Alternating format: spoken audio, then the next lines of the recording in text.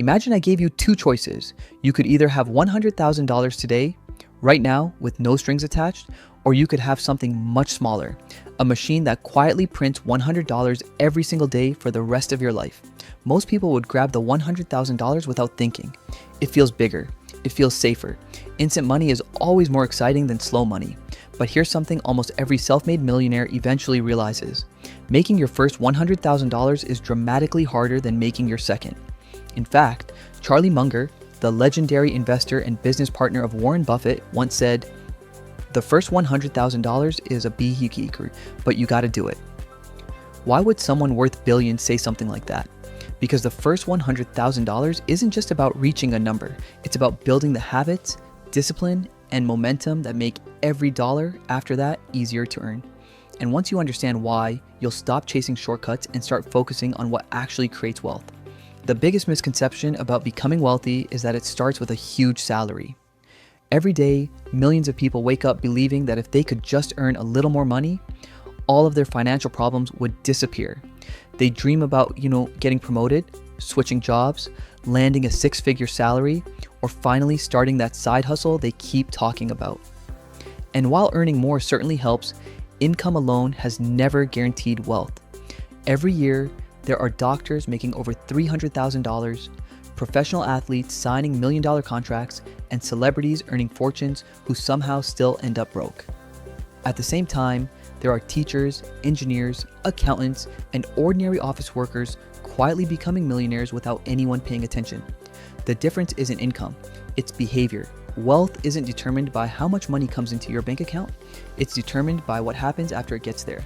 Imagine two friends who graduate from college together. Jake lands a job earning $70,000 a year. Emily earns nearly twice as much, making $140,000. At first glance, it seems obvious who will become wealthy first, but Jake immediately starts investing 20% of every paycheck into low-cost index funds. Emily, on the other hand, upgrades her apartment, finances a luxury SUV, buys designer clothes, and celebrates every raise with a more expensive lifestyle. 10 years later, something surprising happens.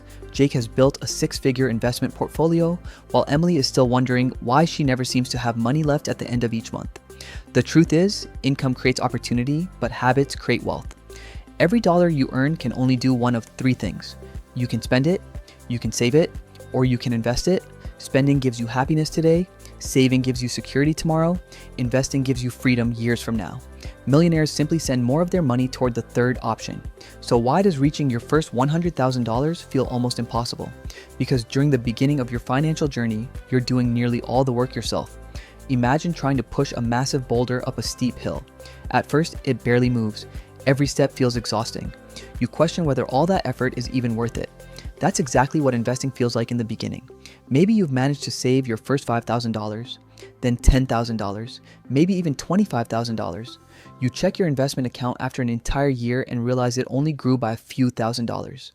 It feels slow, almost disappointingly slow. That's because your paycheck is still doing almost all the heavy lifting. Your investments haven't grown large enough for compound interest to make a noticeable difference. During your first $100,000, your own effort matters far more than your investment returns. And that's exactly why so many people quit. They expect investing to feel exciting, but in reality, the early years are often the most boring and the most difficult. Then something remarkable begins to happen. Imagine you finally built an investment portfolio worth $100,000. If the market grows by 10% in a good year, your investments earn roughly $10,000 without you working a single extra hour. Think about that for a moment. You didn't ask your boss for a raise, you didn't work overtime, you didn't launch another side hustle, your money simply started producing more money. Now imagine you built a portfolio worth $500,000. That exact same 10% return suddenly becomes about $50,000 in a year. Eventually, there comes a point where your investments begin earning more than your annual savings. That's the moment when people suddenly look at you and say, "You're so lucky," or "You're really good with money." But they never saw the years when nothing exciting was happening. They never saw the sacrifices, the boring consistency, or the discipline required to build that first foundation.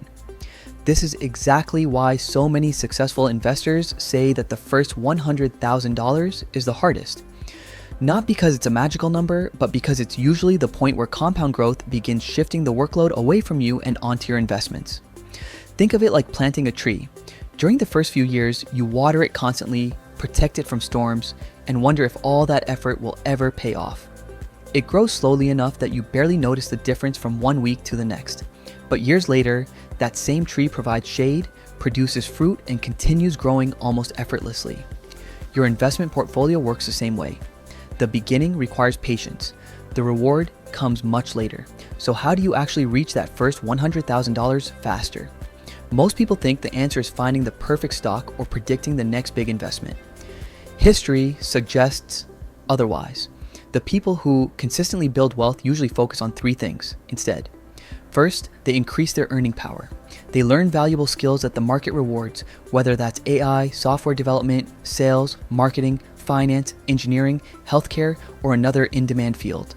The more value you create, the more you can potentially earn, but a higher income only helps if you avoid the second trap, lifestyle inflation.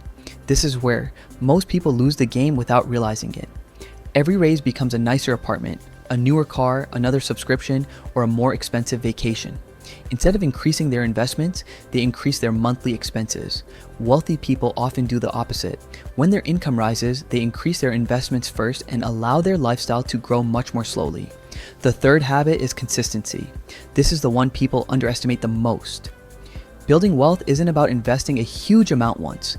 It's about investing smaller amounts again and again, month after month, year after year. Some years the market goes up, some years it goes down.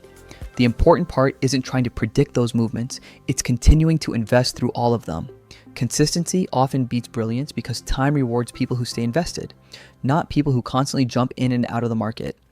Investing isn't exciting most of the time, and that's actually a good thing. Real wealth is usually built quietly. Here's something else that's worth remembering. Most people dramatically overestimate what they can achieve in 1 year, but they underestimate what they can accomplish in 10. We live in a world that celebrates overnight success stories, yet almost every lasting fortune was built slowly. We hear about the entrepreneur who sold a company for millions, but we rarely hear about the decade they spent working before anyone noticed. We admire successful investors but ignore the years when their portfolios barely seem to move. Wealth is almost never created in dramatic moments. It's built through ordinary decisions repeated consistently over long periods of time. Can everyone reach their first $100,000 on the same timeline? Probably not. Everyone starts from different circumstances. Some people are paying off student loans, others are supporting their families. Some have higher incomes, while others face challenges that make saving much harder. Comparing your journey to someone else's is rarely helpful. What matters is moving in the right direction. Every dollar you invest today is another employee working for your future. Every new skill you learn increases your ability to invest tomorrow. Every unnecessary expense you avoid gives your future self another opportunity to grow. So if there's one lesson I hope you remember from this video, it's this. Your first $100,000 isn't important because of the number itself. It's important because of the person you have to become in order to reach it. The discipline, the patience, the consistency, those habits are far more valuable than the money itself because once you built them, they continue working long after you've crossed that first major milestone. If you found this video helpful, subscribe to Shawn Invests, where we break down investing, money psychology, and practical wealth building strategies in a way that's simple, honest, and backed by long-term principles. And remember, the goal isn't to get rich overnight. The goal is to become the kind of person who can keep building wealth for the rest of your life. That's what makes the first $100,000 so powerful. It's not the finish line, it's the foundation.